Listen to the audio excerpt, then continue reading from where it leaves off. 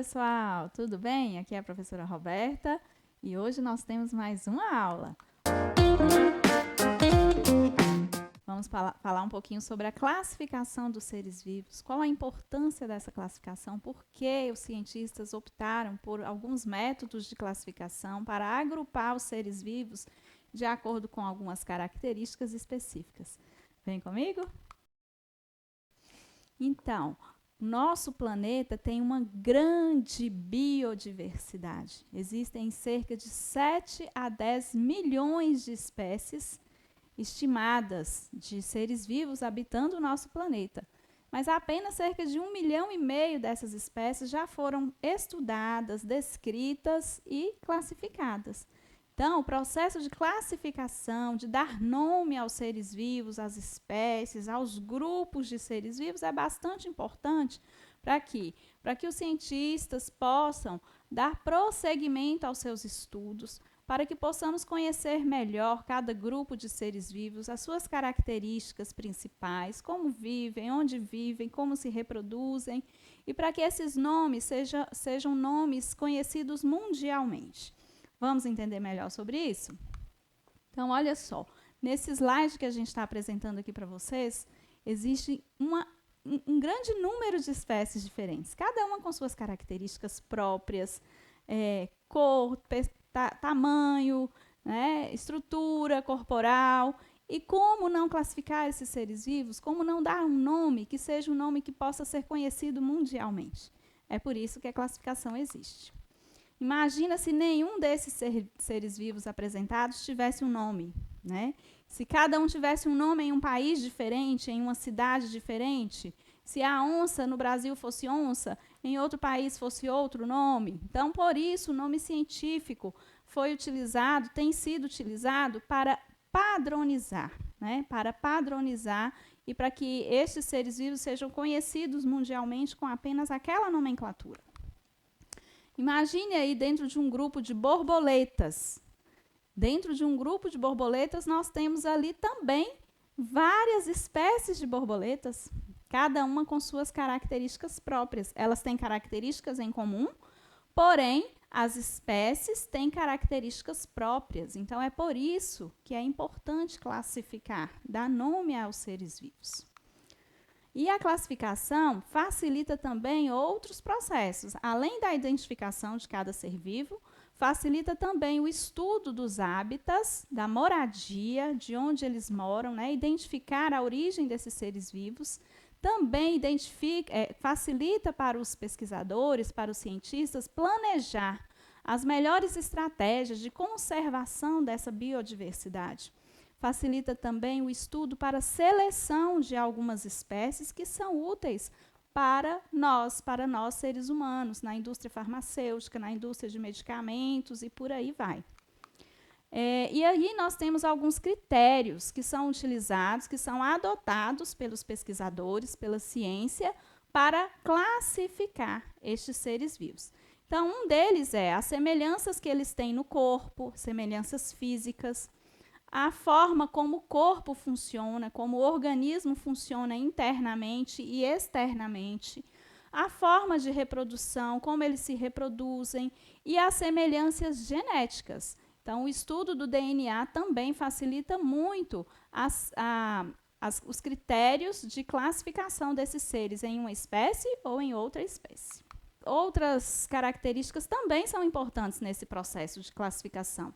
A forma como eles se alimentam, qual tipo de nutrição, se eles produzem seu próprio alimento pela fotossíntese ou se eles precisam buscar na natureza as fontes de energia, a forma como eles obtêm oxigênio.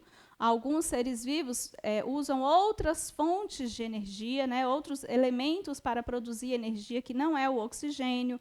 A forma de reprodução, se é reprodução sexuada ou assexuada. E como o corpo se sustenta, no caso dos animais, vertebrados ou invertebrados. Então, observando essa imagem, nós podemos fazer vários agrupamentos.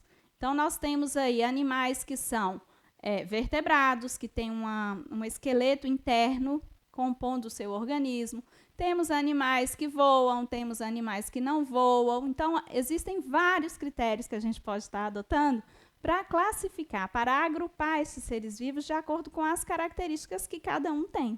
Então, é importantíssimo a gente estudar isso.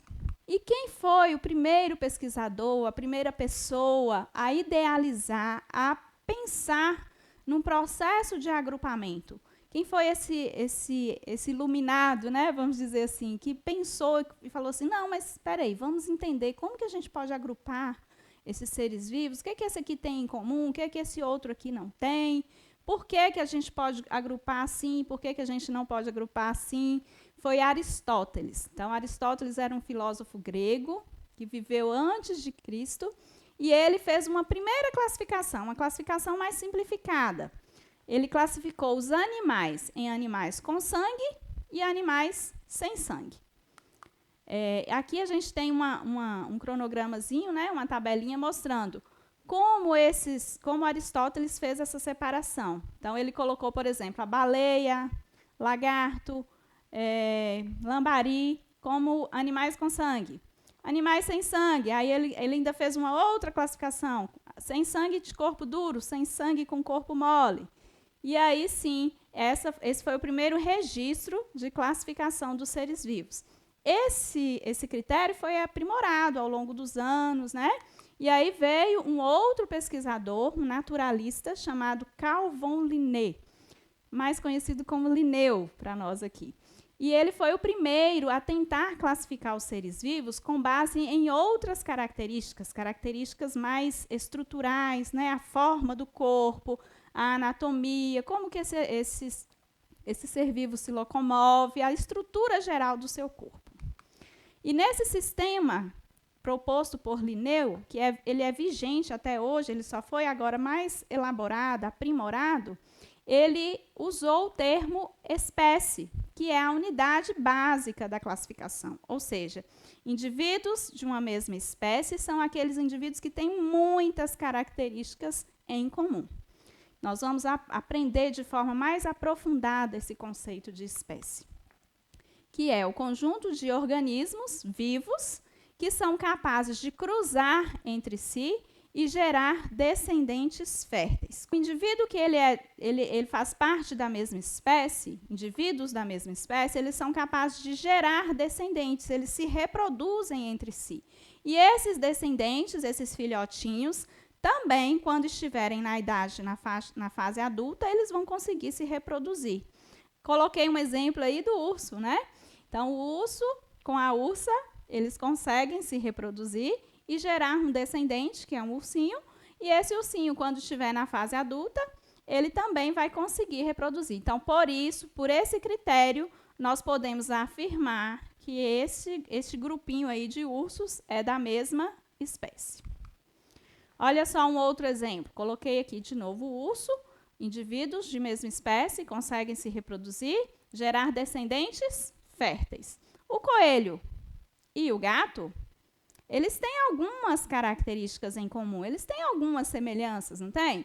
Por exemplo, o corpo deles é coberto por pelos, né? Mas eles não conseguem reproduzir entre si.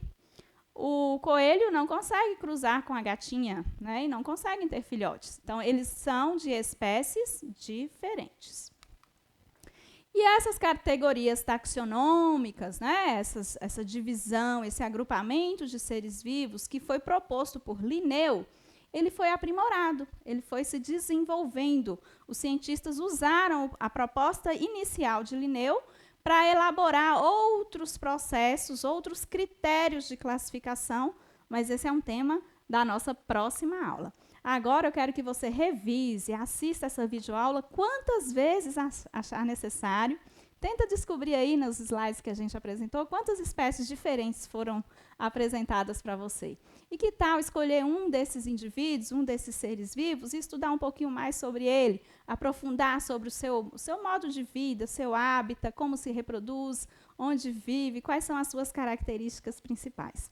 Eu fico por aqui e vejo você na próxima aula. Até mais!